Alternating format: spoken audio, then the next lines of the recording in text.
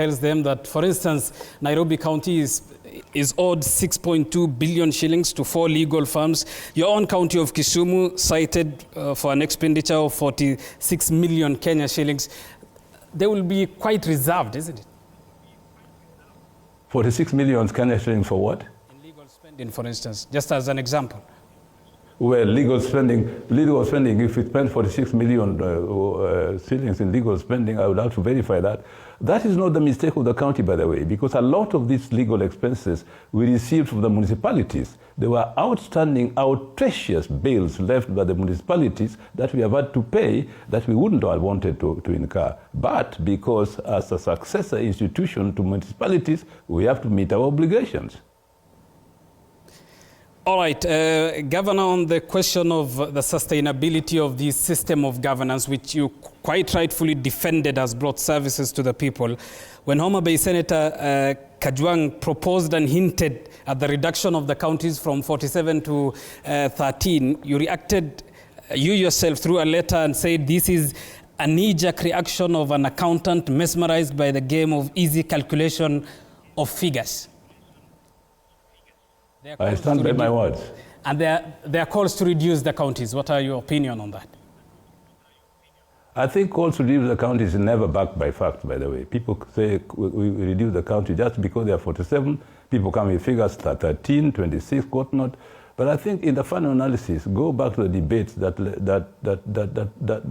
were there in the beginning of devolution. Find out why it is that wise, well-informed legislators established the counties at 47. It was taken to a referendum, it was approved. Now, of course, if people now retrospect saying that counties should be, yeah, let's put the facts on the table, it will be debated. If indeed it's a national consensus that counties should be reduced, who am I to refuse it? And on that statement, Governor, to be fair, that statement is dated 23rd of April 2025. You equally say at the dawn of devolution, there were extensive discussions about how many counties were appropriate. These historical and constitutional considerations cannot be casually dismissed. Yeah, I said so, and I'm saying I'm not selling back my words. I think those discussions are legitimate to be carried out. I don't stop anybody from proposing the number of counties be established, but we cannot continue every year, year in, year out, coming up with new figures. So far, the 47 counties have done pretty well, I think. There are problems, definitely.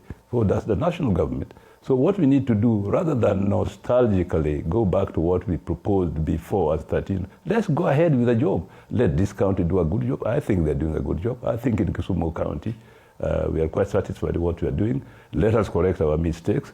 Let us see how we can restructure the internal governance in counties without necessarily thinking that the number 47 is a magic number that might be reduced. Fair enough, Governor. And there are sections of this country that have had their first tarmac pieces of road since the inception of devolution. There are others who had the first CS section, for instance, in Wajir. There are quite scenarios and successes of devolution, isn't it? Yes, yes. And if you look at the different services, for example, in the health sector, by the way, I was Minister for Medical Services in the national government, in the coalition government.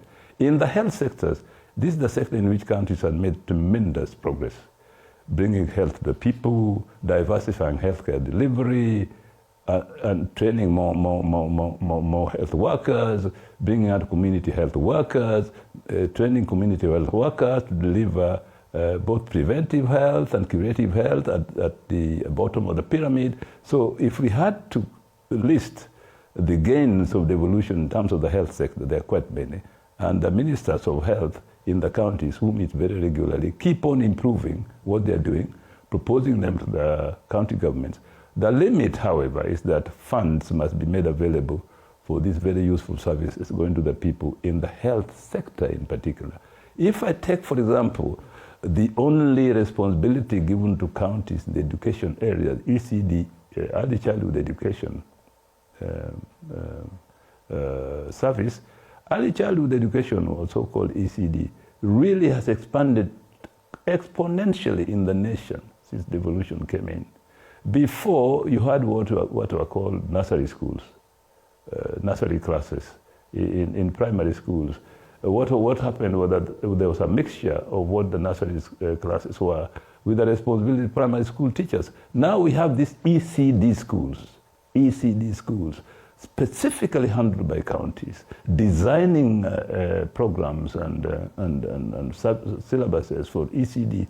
And I think the foundation of education in Kenya now is at ECD level. Me, I'm very, very happy that counties were given the only service in education at ECD level, because that is where education begins. And the more we can do it well, the better will be the students who will graduate from ECD to primary school.